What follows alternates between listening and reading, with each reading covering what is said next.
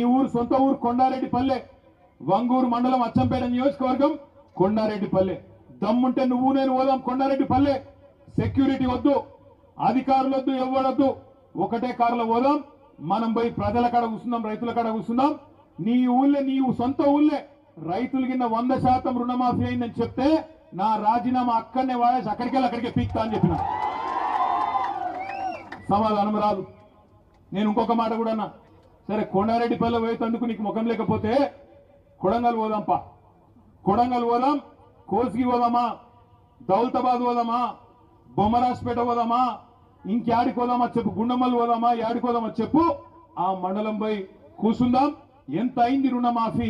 ఎక్కడన్నా ఒక్క ఊళ్ళో ఒక్క మండలంలో 100% అయిందని నువ్వు చెప్తున్న మాట నిజమైతే నేను రాజకీయ సన్యాసం తీసుకుంటా అని చెప్పి కూడా రేవంత్ రెడ్డి గారిని అడిగిన. సమాధానం లేదు, స్పందన రాదు. ఎందుకంటే